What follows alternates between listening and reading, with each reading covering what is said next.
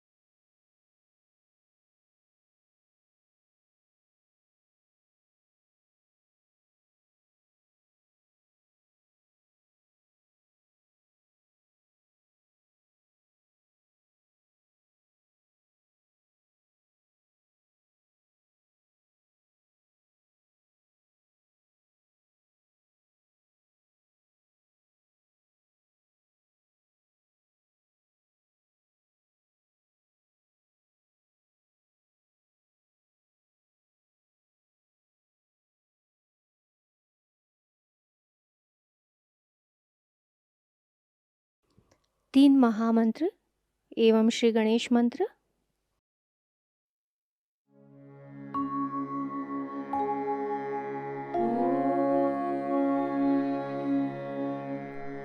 त्वमेव साक्षात् श्री महालक्ष्मी महासरस्वती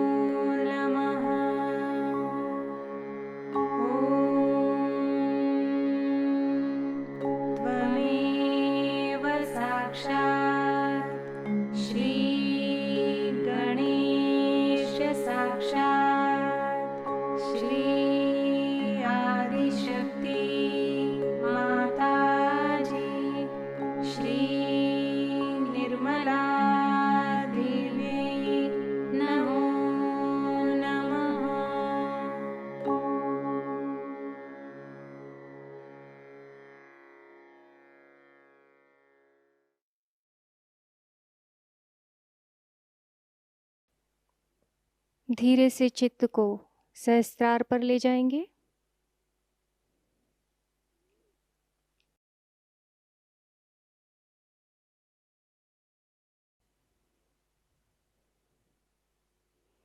थोड़ी देर ध्यान की इसी अवस्था में बैठेंगे।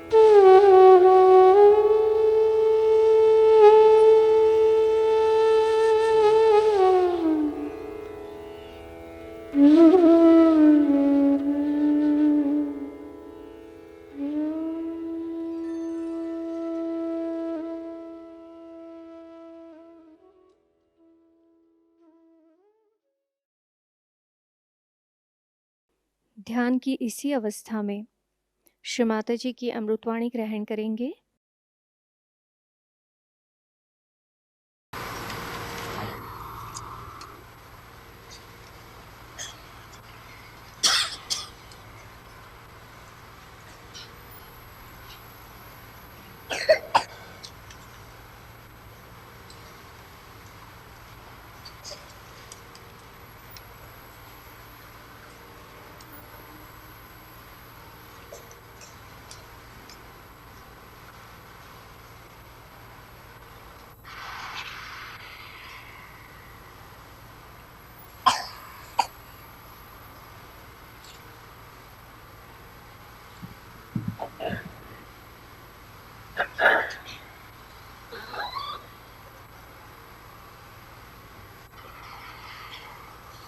आज यहाँ पर हम लोग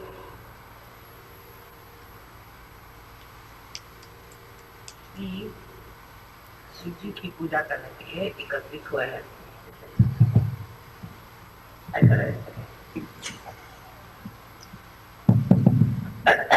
और ये पूजा एक बहुत बड़ी विशेष पूजा है,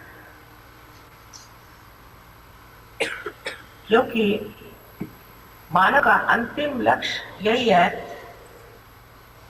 कि वो शिव तत्व को प्राप्त करे। शिव तत्व बुद्धि से परे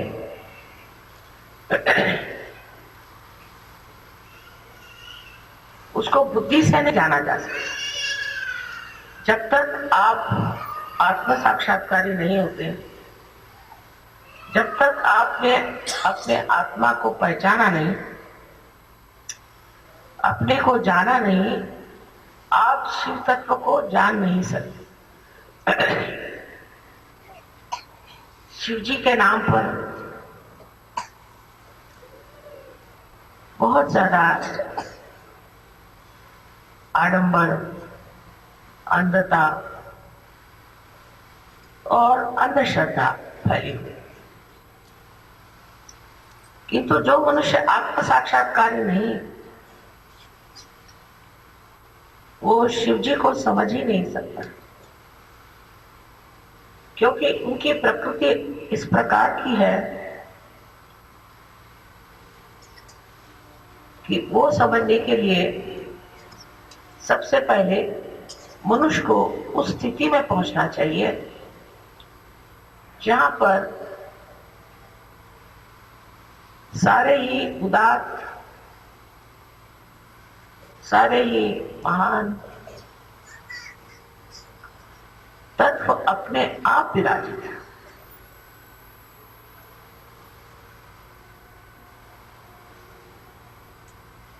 उनके लिए कहा जाता है कि वो भोले शंकर।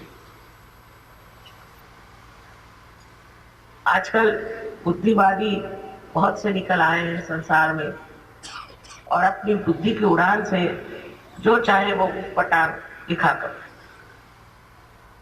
और फिर कहते कि ये शिवजी तो भोले हैं। किसी का भोला होना बुद्धिवादियों के हिसाब से तो एकदम ही बेकार चीज है। आजकल जितना आदमी चालाक और धूर्त होएगा वही बड़ा यशस्वी हो जाता है। तो ये भोले शंकर, इनका भोलापन कैसे समझा जाए? आजकल के संसार में तो लोग सोचते हैं जो आदमी भोला होता है वो बिल्कुल नगण्य है, बिल्कुल बेवकूफ।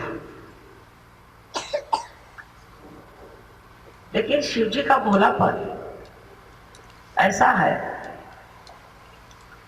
कि जहां वो सब कुछ है। एक समझ लीजिए जरूरत से ज्यादा कोई बड़ा ही श्रीमंत रईस आदमी हो जाए और उसको विरक्ति आ जाए और उसका लोग धन उठा के ले जाते, तो लोग कहेंगे अजीब भोला आदमी है, इसके लोग धन चुरा रहे और इस पर कोई असर ही नहीं।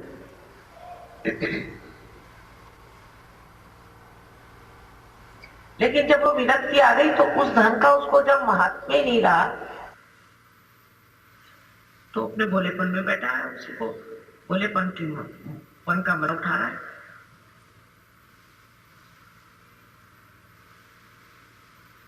जब सब चीजें अपने आप हो ही रही है, सब जब कार्यान्वित ही है, तो शिव जी का उसमें अरे भाग क्या रह जाता है कि वो भोलेपन से सब देखते रहे, कि वो साक्षी सुख होकर के शक्ति का कार्य देखते रहे। शक्ति ने सारी सृष्टि रचाई और शक्ति ने ही सारे देव देवताएं बनाए और उनके सारे कार्य बना दिए, उनकी नियुक्ति हो गई। और अब शिव जी को क्या काम? शिव जी को बस देखना मात्र,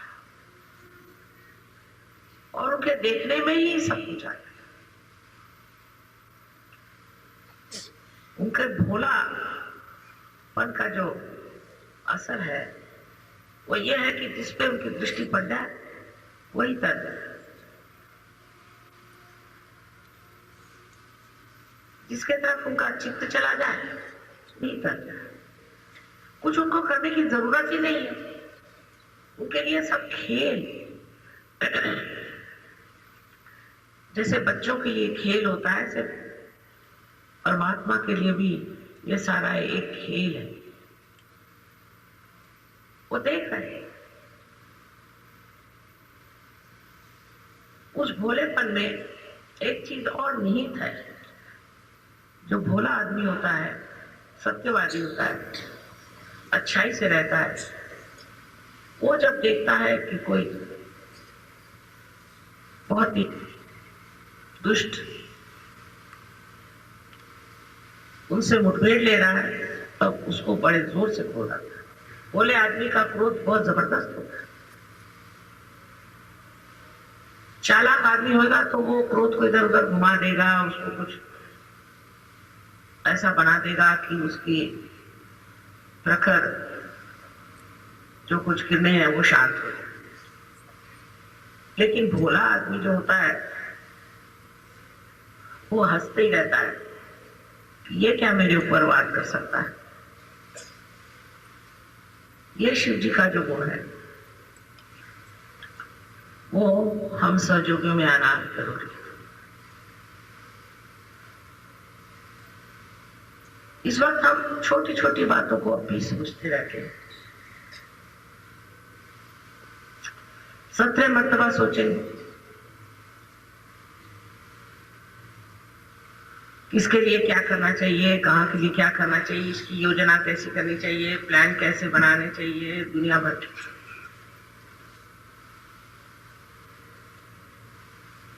जैसे शिव जी ने शक्ति पर सब छोड़ दिया है, आप लोग भी सब कुछ शक्ति पर छोड़ सकते हैं। लेकिन वो भी फिर एक स्थिति आनी चाहिए, वो भोलापन आपके अंदर आना चाहिए। इस भोलेपन का मतलब यह है कि किसी तरह की नेगेटिविटी आपके अंदर आ ही नहीं सकती। इसीलिए आप बोले हैं कोई चीज आपको छू ही नहीं सकती, तो आप बोले बेकार में परेशान क्यों है? सांप लौट रहा है तो सांप को लौटते दो, जहर पीना तो जहर पी ले। होना क्या है? जो बिल्कुल विशुद्ध है, इसमें कोई भी चीज का असर ही नहीं आ सकता, जो समर्थ है, इसकी शक्तियां स्वयं ही उसकी रक्षा करें, उसका प्रभाव क्या करें क्या न करें।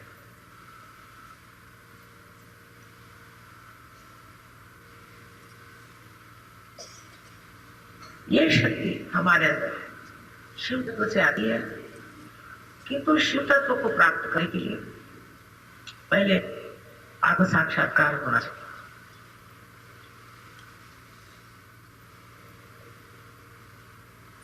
कुंडलिनी जो है वो शक्ति है,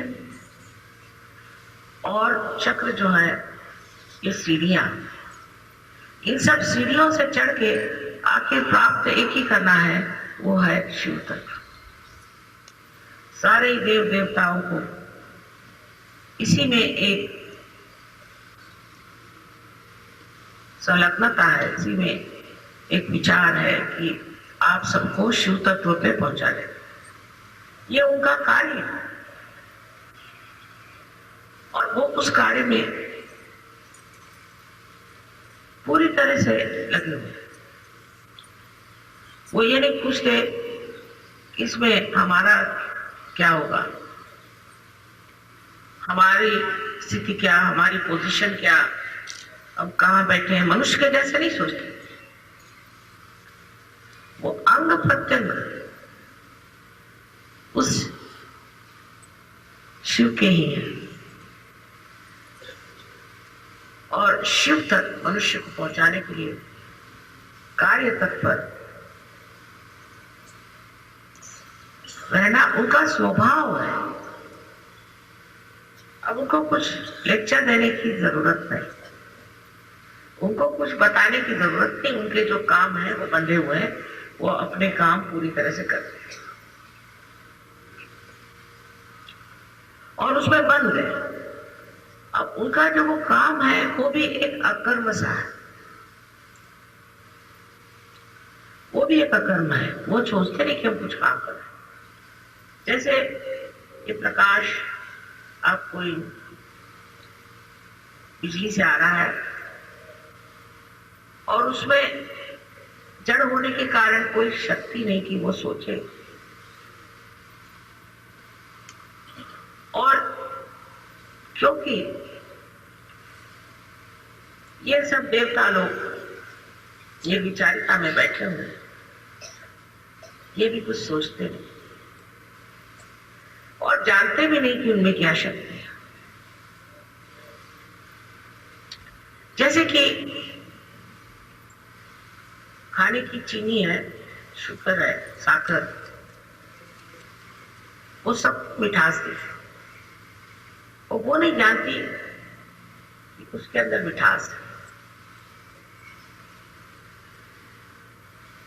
इसी प्रकार सहयोगी जब कार्यरत होते हैं तो वो ये नहीं जानते कि हमारे अंदर ये शक्ति है इसलिए हम कार्यरत हैं, बस हम हैं कार्य।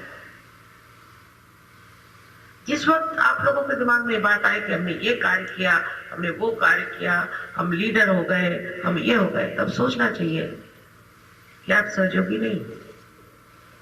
सहयोग में मनुष्य अकर्म में आ जाता है, वो करते रहता है, दिखने को लगता है कि ये कर्म कर रहा है, पर उसको ज्ञात नहीं होता कि वो कुछ कर्म कर रहा है।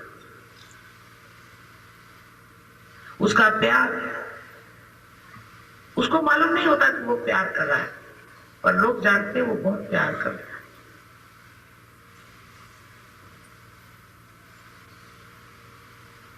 इस प्रकार हमें समझ लेना चाहिए कि आत्म साक्षात्कार क्या है। एक है आप स्वयं जो है सो, और आप अपने को शीशे में देख रहे हैं, वो आपका प्रतिबिंब है। आप हैं और आप शीशे में देख रहे हैं, वो एक प्रतिबिंब है, और उस प्रतिबिंब को देखने की जो क्रिया है, देखना मात्र जो है, ये तीसरी चीज है। इस पर आप 3 दायरे में घूम रहे हैं। एक तो आप देखने वाले, एक जो आपको दिखाई दे रहा है, और जो देखने के लिए। ये तीनों ही चीज खत्म हो सकती। कैसे? इधर आप ही शीशा बने, आप ही अपना आईना बन गए।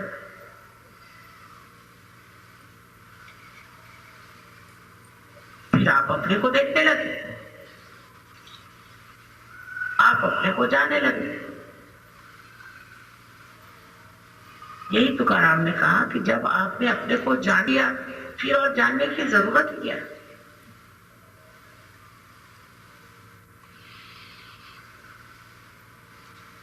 तब ये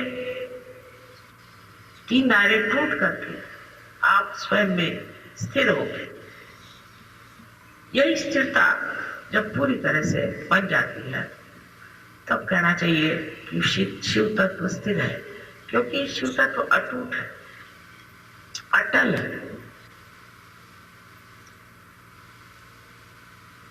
इस शिव तत्व में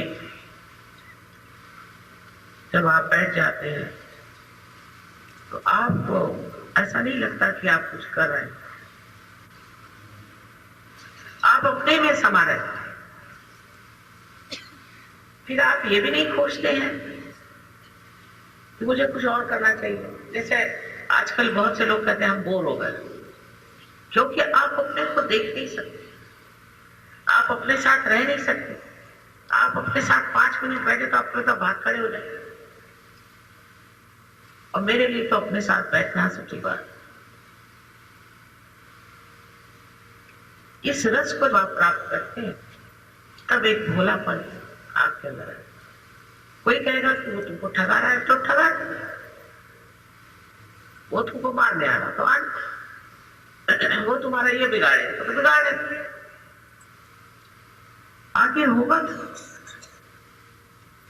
अगर हम आत्मा है और जिसे कि कोई नष्ट नहीं कर सकता, तब हमें कौन नष्ट कर सकता। किंतु ये विश्वास हमारे अंदर बैठना बड़ा मुश्किल।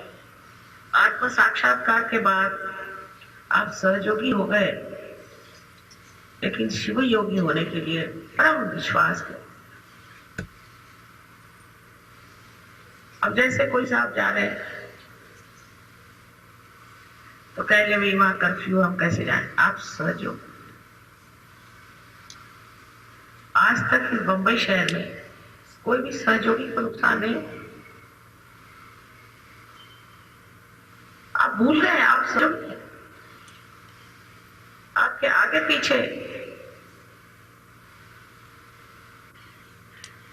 देवदूत गण सब लगे, लेकिन जैसे ही आपका विश्वास उठा, आगे बढ़ो, जाओ मरो। और जब विश्वास बना रहा तो आप चले जा रहे,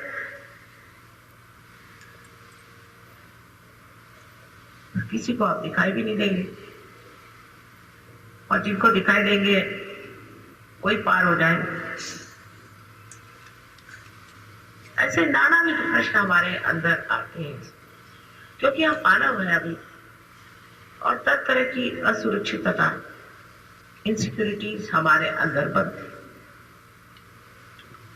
और उनकी वजह से हमारे विश्वास जो है टूटते जाते। दूसरी बात कि हमसे कोई गलतियां नहीं होती, ऐसी भी बात नहीं, कुछ गलतियां हो जाती। उस गलतियां होने के फलस्वरूप एक तरह का हमारे अंदर भय आता। लेकिन शिव जी की विशेषता यह है कि वो क्षमाशील, क्षमा के सागर। आपके गलतियां तो भी कुछ नहीं, एक बार आप उसके दरवाजे में बैठे हैं तो क्षमा कर देते हैं आप पूरी तरह से, तब आपको भय क्यों हो? दूसरा वरदान उनका है निर्भयता, बिल्कुल निर्भय होना चाहिए। उनकी कोई सेना नहीं है। आपने तो जाना ही है कि जिस वक्त अपनी बारात लेके वो पहुंचे थे तो पार्वती जी को तो शर्म आ रही कि कोई एकाक्ष लेके पहुंचे, कोई लंगड़े, कोई पागल दिखने वाले हिप्पी जैसे लोग कुछ हुआ, साथ में अजीब सजीब लोगों को लेकर पहुंचे बारात। मतलब ये कि शारीरिक कुछ भी व्यंग हो और जनसाधारण के लिए ऐसे लोग कुछ विक्षिप्त से लगे और विचित्र से लगे, अवघड़ लगे, लेकिन उनके अंदर शब्द। इसीलिए शिव के कोई भी प्रार्थना की जरूरत नहीं। उनके मंदिरों में कुछ सोने चांदी के चढ़ावे की जरूरत नहीं, मुक्त बैठे। किसी भी चीज में ऐसी शक्ति नहीं कि उनकी शोभा बढ़ा, ऐसी कोई संसारिक दृष्टि से मूल्यवान कोई सी भी ऐसी वस्तु शिव जी के लायक नहीं। इस तत्व को हमारे अंदर आना बहुत जरूरी है। आज समाज में, संसार में अगर देखें तो पैसे का मूल्य जरूरत से ज्यादा है। हर आदमी पैसे का ही मूल्य देखता है, किस चीज में पैसा मिलेगा, क्या करने से पैसा मिलेगा।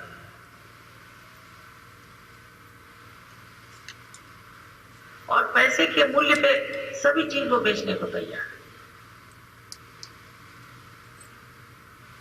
पैसे तो नष्ट भी हो सकते हैं, दुष्ट कर्म में भी डाल सकते हैं, बच्चों को बिगाड़ सकते हैं, इसके इतने दुष्परिणाम।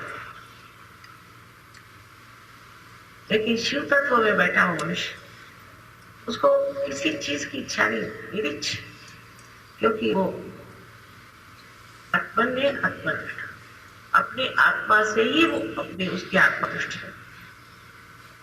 वो कहीं आप सुला दीजिए, शरीर के कोई उसको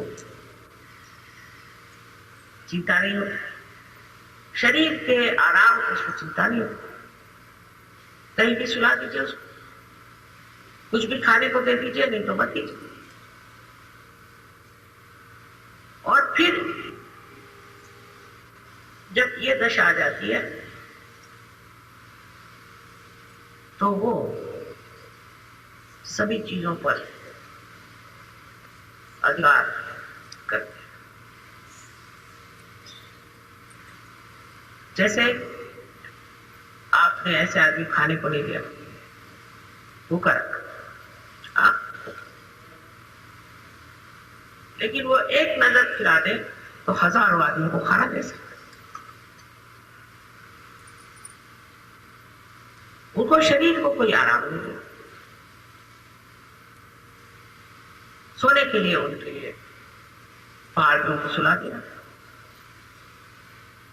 लेकिन उनकी नजर दाता जिस पे पड़ जाए वो नजरदान से पड़। अब ये कौन सी शक्ति है जिससे वो सबका कल्याण करते हैं?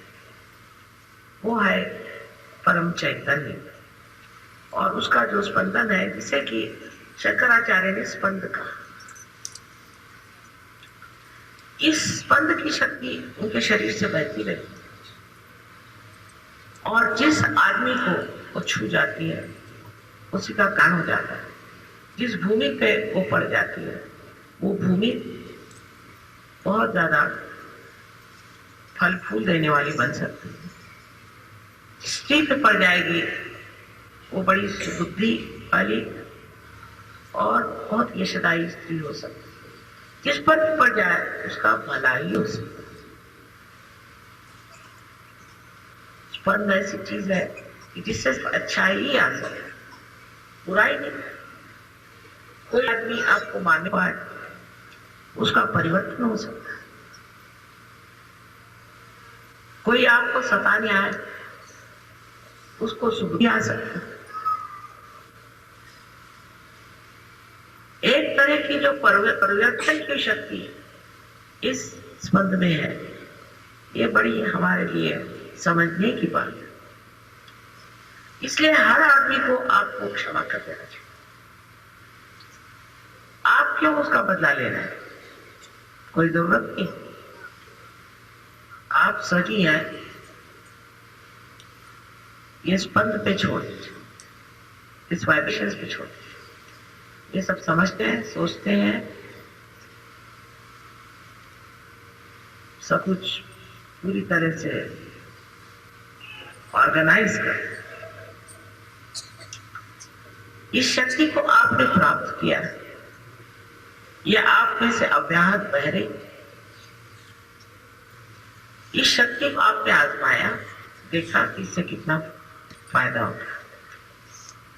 अब जो लोग बुद्धि से इसको जानना चाहें वो नहीं जान सकते, लेकिन आपने अनेक चमत्कार देखे और ये कितनी प्रचंड शक्ति, कितनी ऊंची शक्ति है, कितनी बड़ी शक्ति है जो कार्यान्वित है और आपको मदद करे और आप इसके अधिकार को प्राप्त हो रहे। उस वक्त हमें यही सोचना चाहिए कि अगर शिवतत्व होने से ही हमें हर एक चीज पर, पूरे पर्यावरण पे आपका शिवतत्व चल सकता है।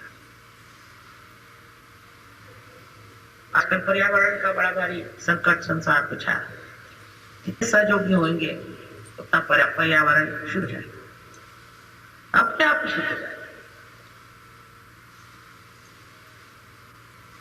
इसके अधिकार पथ में आने के लिए सब पहले हमें ये कर लेना चाहिए कि अब हम मानव स्थिति में ही, हम अब दैवी स्थिति में आ गए। तो मानव स्थिति की जो हमारे अंदर गलतियां हैं, जो खींच है, उससे हमें छुट्टी मिलनी चाहिए। ये मानव स्थिति हमें खींचती है नीचे, बस मानव स्थिति हमें खींचती है और बार बार हमारे ऊपर आक्रमण करती। ऐसे ही हम जड़ से पैदा हुए। पहले तो आत्मा का था, इस जड़ से ही रहा, और अब भी यह जड़ता बीच में खींचा।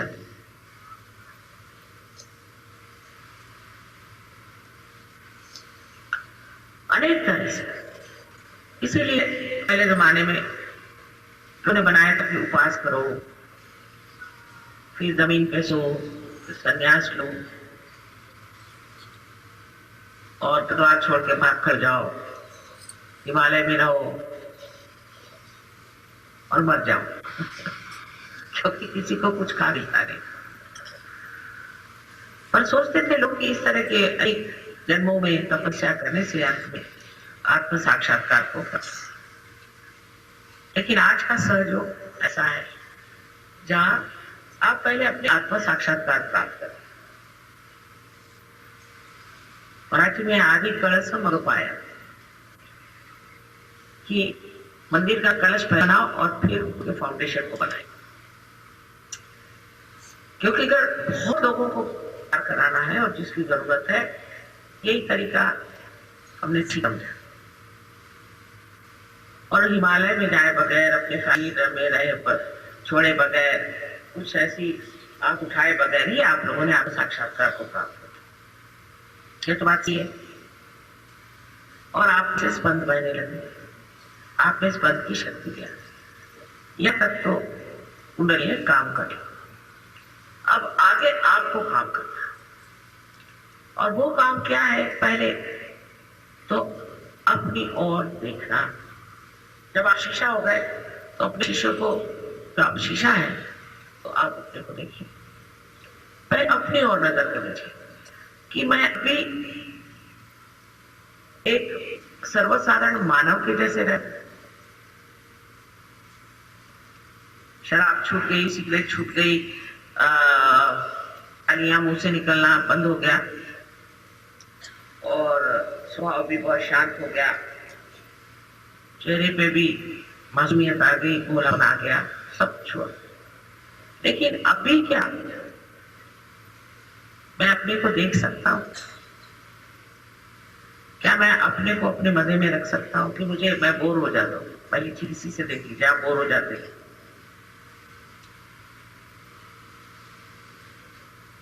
क्या मैं अपने में मदद पाता हूं?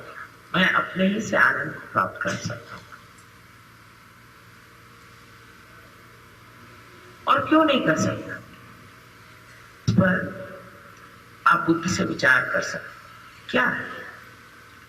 मैं अभी इस चीज में अटका हूं, मैं अभी उस चीज में अटका हूं, मैं अभी उस चीज में अटका हूं। और जिन चीजों में आप अटके उसमें अटकते जा रहे। अगर आप भोले हो तो अटके ही ना, कोई चीज आपको अटका ही नहीं सकती।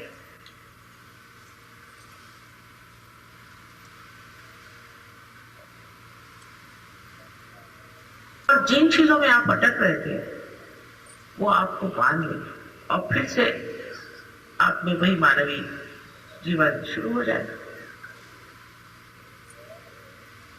लेकिन अगर आप उन चीजों को देख लें, हाँ ये चीज हमें अटका रही है, ये हमारे अंदर एक चीज है, देखने से ही ये चीज गिर जाएगी। इसकी ओर दृष्टि करने से ये चीज चलेगी। अगर हमें एक नया संसार बनाना, एक बहुत सुंदर ऐसी विश्वात्मा की इच्छा है, एक विशेष तरह की तैयार है, विशेष तरह के लोग तैयार हैं, ऐसे जय हो कि जो खालिश, इसके बारे में अनेक संसाधनों ने और सबने इच्छा की थी। वो अगर आपको करना है तो फिर ये जरूरी है कि आप अपने शिव तत्व को ठीक करें। शिव तत्व में आप जान लेंगे कि आप में अब भी क्या क्या चीज घुसी हुई। जैसे आजकल हिंदू मुसलमानों का झगड़ा चल, कोई हिंदू हो जाने से शिव तत्व नहीं पाता, न मुसलमान होने से नहीं पाता, न ईसाई होने से पाता है और नहीं कुछ होने से पाता है। ये सब बाह्य के आडंबर है।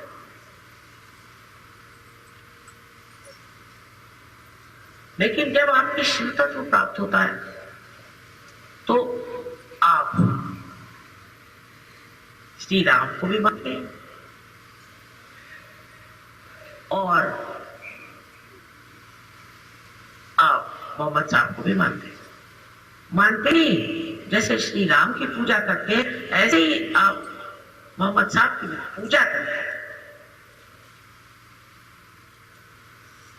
जब तक आप शिव तत्व को प्राप्त नहीं होते, आप इन धर्म के आडंबरों से निकल नहीं सकते हैं।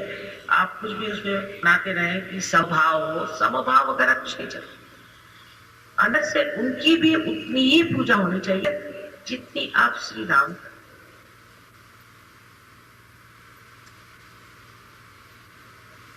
जो रहीम है वही शिव, और जो रहमान है और जो अकबर है वही विष्णु। तब फिर ये अंदर की जो भावनाएं हैं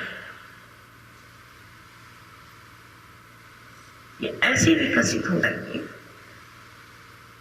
कि आपके अंदर से धर्म का सुगंध बहेगा, न कि वैमनस्य।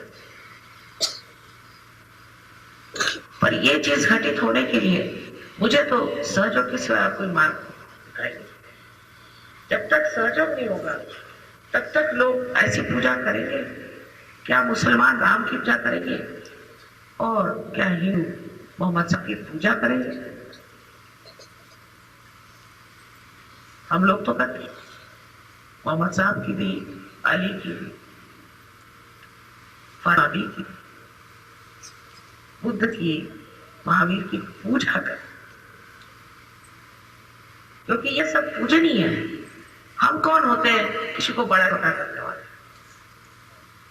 पर जब शिव तत्व के सागर में आप खुल जाते हैं तब आपको पता होता है कि ये सब शिव तत्व के ही अंग प्रत्यंग है, और ये सब अपने ही है, हमारे ही अंदर है। जब तक इस तरह से धारणा हमारे अंदर नहीं होती, हाँ हो सकता है कि सहयोग का कार्य कुछ कम तेजी से चले और वैमनस्य से बहुत जल्दी चल सकता है, लेकिन सहयोग ठोस चीज, असली चीज है। और ये जो बाह्य की चीजें हैं ये थोड़ी देर के लिए आई गई, खत्म हुई, मारा पीटी हुई, सब कुछ। आश्चर्य की बात यह है कि प्रदेश में सहयोग इतने जोर से फैल रहा है, ये गहनता से है, बड़े गहन लोग, बहुत ही गहन। रोज ध्यान करना, रोज अपने और नजर करना, बहुत ही गहन लोग हैं। इन लोगों से हमें सीखना चाहिए। आखिर इन्होंने तो कभी शिव जी का नाम भी नहीं सुना। ईसा मसीह के सिवाय इन्होंने शिव जी का नाम भी नहीं सुना, ये तो जानते भी नहीं थे। फिर ये इतनी गहनता में कैसे उतरे?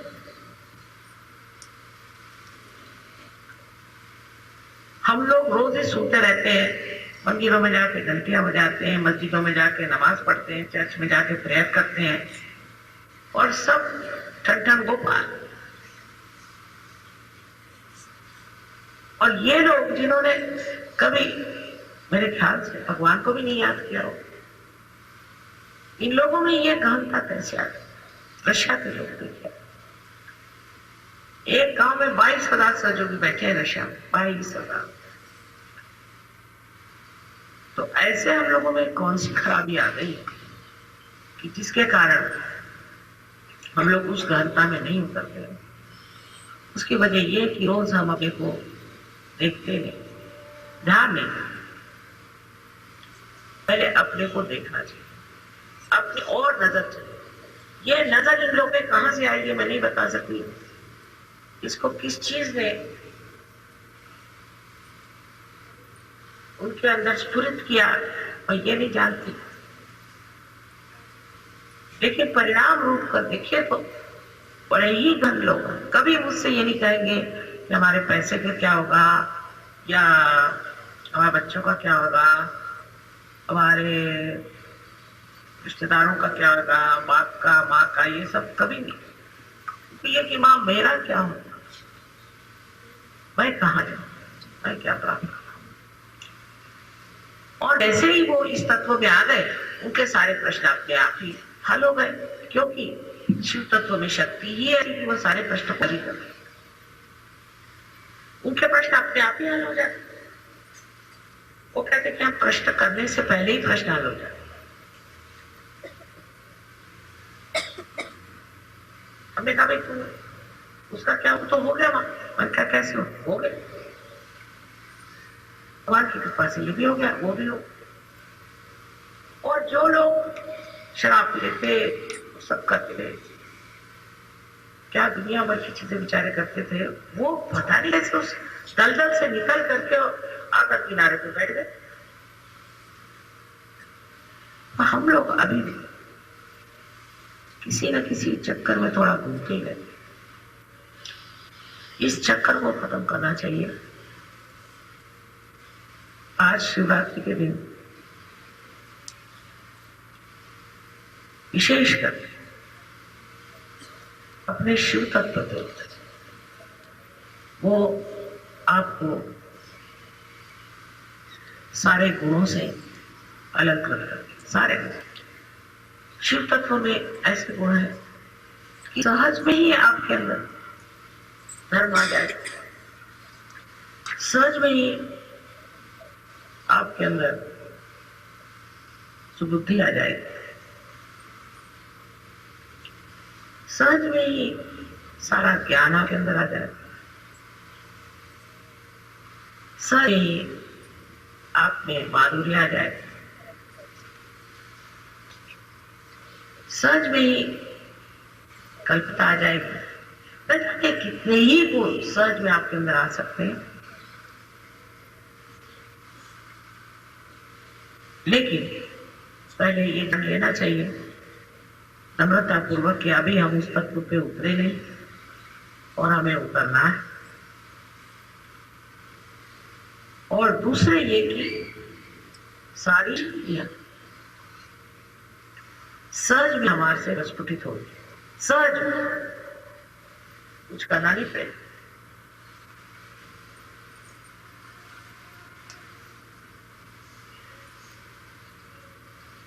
इस तरह से हमें अपनी ओर देखना चाहिए। क्या मेरे पति नहीं सच होगा नहीं करने दो, मेरे बेटे नहीं सच करने नहीं करने, किसी पे जबरदस्ती छुपा नहीं सकते सहयोग की। ये तो आंतरिक चीज है, जिसको पाना है वही पा सकता है ना। तो नहीं करा तो मत करने दो। आप अपने को देखो, अपने को जानना, अपने को देखना, यही आत्म साक्षात्कार। फिर आपको देख करके लोग सहयोग में उतरे और इस परम तत्व को पाने के बाद आप लोग कितने शक्तिशाली हो जाएंगे कि न जाने कितने लोगों को आप परिवर्तित कर दें, ये संसार बदल दें। ये संसार बदलने की नहीं। मैं कहती हूँ कोई कहेगा कि डेमोक्रेसी हुई तो डेमोक्रेसी की ये खराबी है। खराबियां डेमोक्रेसी की नहीं, वो खराबी इंसान की है। इसको इब्राहिम लिंकन ने सोचा कि सभी शिव तत्वों पे बैठे, कोई सी भी चीज आप ले आओ वो खराब होनी ही नहीं, उसमें बिगाड़ आना ही हुआ, क्योंकि उसमें बिगड़ने के तत्व है। जैसे हम लोग अचार बनाते हैं ना घर में, तो बहुत उसको सफाई करके धोकर सुखा करके ऐसा बनाते, उसमें कोई कीड़ा मकोड़ा कुछ नहीं रह जाए, कोई ऐसी चीज नहीं रह जाए जैसे अटक खराब। वैसे ही हमारा ऐसे लोग हैं ना। कोई सा भी आप समाज बनाओ, कोई सी भी आप चीज बनाओ, वो सब का यही होने वाला है, क्योंकि उसके अंदर कीड़े, उसके अंदर दोष है। जब तक मनुष्य के अंदर दोष रहेगा, ये जो भी चीज वो बनते रहेगा उसमें दोष आना ही हुआ।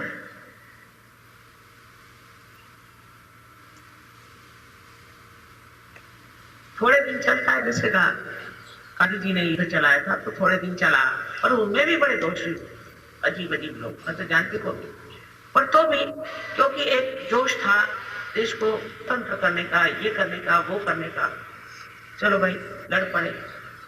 अब तो ऐसा लगता है कि स्वतंत्रता मिलके वो क्या। खासकर मुझे तो वंदे मातरम पे बहुत दुख हुआ कि आपकी माँ की स्तुति किसी भी भाषा में, क्या मेरी स्तुति आपने क्या कितनी भाषाओं में होती, को क्या बुरा लगना चाहिए। ये वंदे मातरम बड़ा भारी मंत्र है, इसको लेकर के ये देश स्वतंत्र। मेरे पिताजी झंडा लेकर के चले हाईकोर्ट को गोली मारी,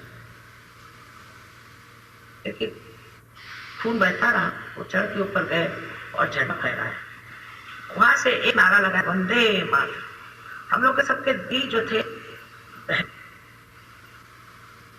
इस तरह की चीजें इस देश में हो रही कि वंदे मातरम। अरे ये देश क्या है, कुछ जानते नहीं, कुछ नहीं। तो ये हो क्या रहा है, इसके लिए स्वतंत्र देश किया था।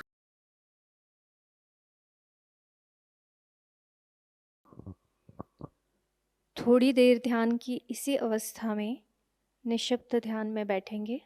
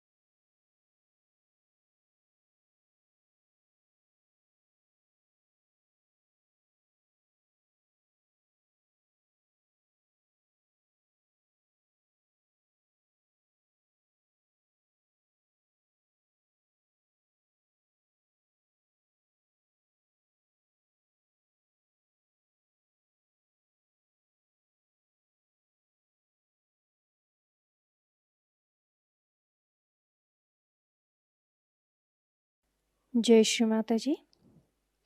दोनों हाथ जोड़कर चित्त को सहस्त्रार पर रखकर श्री माता जी से प्रार्थना करेंगे।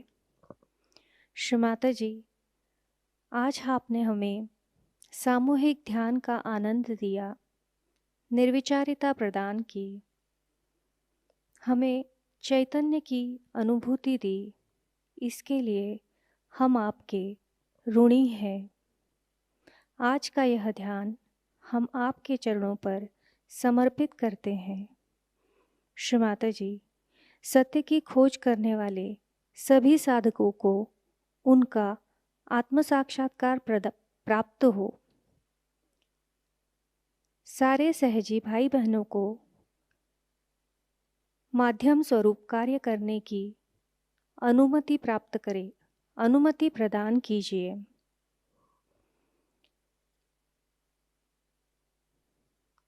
श्री माता जी, अमृतवाणी में दिया हुआ ज्ञान हमें हमारे जीवन में हर क्षण आचरण में लाने के आशीर्वाद हमें प्रदान कीजिए।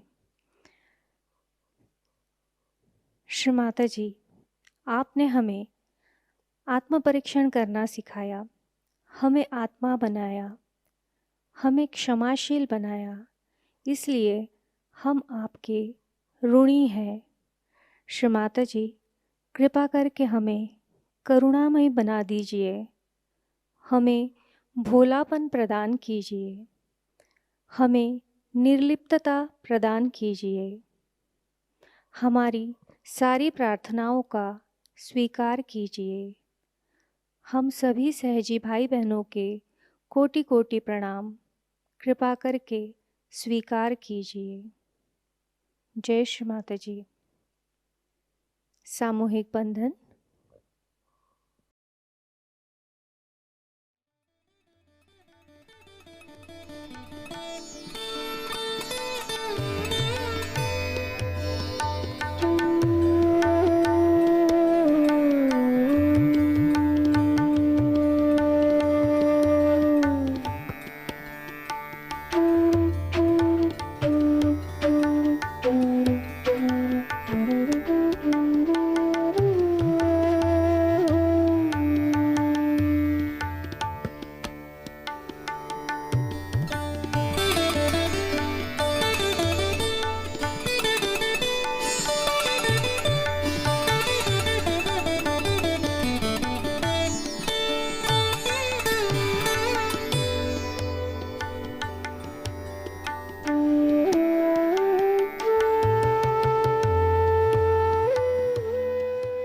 जय श्री माता जी।